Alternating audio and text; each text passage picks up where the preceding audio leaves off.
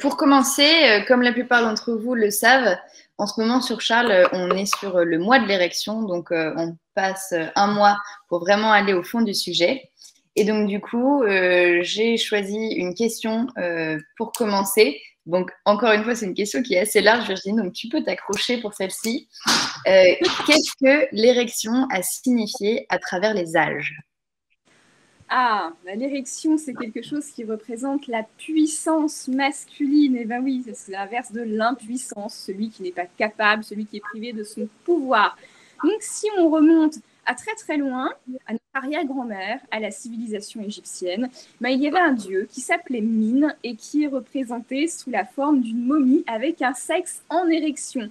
Et ce sexe, évidemment, représente la puissance fertilisatrice de l'homme. C'est lui qui, à travers son érection puis son éjaculation, va permettre à la nature de fleurir autour du Nil. Donc on voit que dans la psychologie des gens de l'Antiquité, c'est vraiment le sexe masculin et la semence masculine qui fertilise. D'ailleurs, pendant longtemps, on a cru qu'il n'y avait pas d'équivalent de semence féminine, donc que les hommes déposaient leur sperme dans le ventre d'une femme et que la femme est en gros un four dans lequel le gâteau cuisait, donc c'était le bébé. Après, il a fallu attendre le début de l'époque romaine pour se dire que peut-être les femmes participaient un petit peu aussi. Et on va voir un tout petit peu, 9 mois au moins, à minima. Et dans l'Antiquité romaine, vous savez, vous avez tous vu que dans des reportages, il y a des phallus qui sont représentés partout, des sexes en érection. Alors on a l'impression que les Romains étaient des obsédés sexuels. En fait, non, pas vraiment. Ils détestent l'excès de manière générale. Mais le pénis, déjà, a une valeur prophylactique. Ça veut dire qu'il chasse le mauvais œil. Donc, vous savez, vous avez peut-être vu un petit tableau à Pompéi où on voit un sexe érigé et il y a la phrase en latin Hic habitat felicitas. Ici habite la joie. Donc c'est vraiment pour repousser le mauvais œil, ce n'est pas du tout sexuel. En revanche, pour l'homme romain, donc notre grand-père d'une certaine manière, eh bien quand on est un homme, on doit avoir des érections. Ça c'est très très important. Parce que quand on ne bande plus, eh bien on n'est plus capable d'exercer son pouvoir dans la civilisation. On devient un citoyen de seconde zone. D'ailleurs, on a considéré que les empereurs qui avaient des troubles de l'érection, je pense à l'empereur Tibère, le deuxième empereur de Rome, ne pouvaient pas être des bons empereurs parce qu'ils étaient impuissants. L'impuissance physique renvoie à l'impuissance civique. Donc vous voyez que déjà ça pèse très très lourd sur nos consciences collectives, même si on n'en a plus l'impression. Est-ce que j'ai le temps de raconter une petite histoire? Oui, je voulais juste dire que le pauvre Tibère, tout le monde était au courant de ses problèmes d'érection. C'est peut-être pas vrai en plus. C'est ça qui est marrant, c'est qu'on veut dire oui. les empereurs. Alors, c'était déjà une fake news à l'époque. Oh, il y en a plein des fake news. Ça pourrait nous occuper une soirée entière. Alors peut-être que certains d'entre vous connaissent le Satyricon de Pétrone, parce qu'il a été notamment adapté en film par Fellini, donc dans le cinéma italien. Mais Pétrone, c'est un auteur du 1er siècle de notre ère, donc qui a connu l'empereur Néron. C'est un satiriste, donc quelqu'un qui jette un regard critique sur la société, et il a écrit cet ouvrage magnifique, le Satyricon. Évidemment, il y a beaucoup de sexe à l'intérieur. Et il y a notamment l'histoire du héros qui s'appelle Encolpe. Et un jour, dans un jardin, Encolpe rencontre une jeune fille qui s'appelle Circé.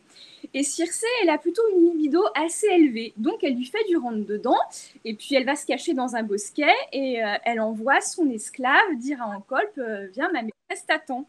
Donc Encolpe y va, et puis en fait, il est tout gêné face au désir de cette femme qui s'exprime. C'est pas habituel, dans la logique des choses, c'est l'homme qui exprime son désir, et la femme qui se met à disposition, peut-être. Or là, le schéma est renversé. Donc il est un petit peu tétanisé, donc il l'embrasse, il se caresse, et puis il essaye, il n'y arrive pas.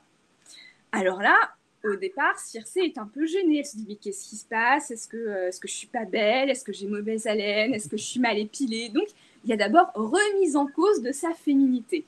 Si l'homme ne bande pas, c'est de sa faute à elle. Elle se rend compte que non, finalement, elle est sublime. D'ailleurs, elle est très, très belle. Elle se rend compte que c'est pas de sa faute. Donc, elle lui dit, écoute, c'est pas grave. On se voit demain. En attendant, tu couches avec personne d'autre. Je te veux en forme. Bon. Et elle remet une couche. Elle dit, je sais que ça va être difficile de rentrer chez toi. Il paraît que c'est pas facile de marcher quand on est handicapé. Donc, elle lui-même a l'impression. Quand on ne peut pas bander les muscles, écrit-elle. Donc, elle rentre chez elle. lui rentre chez lui et il passe la soirée tétanisé. Donc, il prend un petit bain frais pour pas être trop mou et pour être un peu tonique. Il mange légèrement, il ne couche pas avec son petit giton, son petit serviteur. Et le lendemain, il arrive chez Circé. Il est reçu par la jeune femme qui est allongée dans son lit, telle une princesse, avec un petit bouquet de fleurs à la main. Pareil, dans l'expression de son désir, elle attend d'être prise par Encolpe. Mais là, encore une fois, Encolpe n'est pas capable. Il est tétanisé par le désir de cette femme. Alors bien évidemment, elle ne va pas lui donner une troisième chance. Là, elle se met dans une colère noire. Elle se met à le frapper, à lui cracher dessus, et elle demande à ses esclaves donc de le jeter à la porte en le frappant et en l'humiliant. Donc vous voyez que parce qu'il n'est pas capable de bander, il est soumis à la colère de la femme qui est bafouée parce qu'il ne bande pas, et donc il peut être en plus humilié par plus bas que lui dans la société, les esclaves. Et pour achever sa vengeance, Circé va le faire enlever le lendemain par des esclaves et l'emmener à deux vieilles femmes, deux sorcières qui, pour le punir de ne pas avoir été un homme, vont le traiter en femme, c'est-à-dire qu'elles vont le sodomiser avec un phallus en cuir recouvert de jus d'amome. La mome, c'est une forme de poivre, donc je vous laisse imaginer ce que ça peut faire.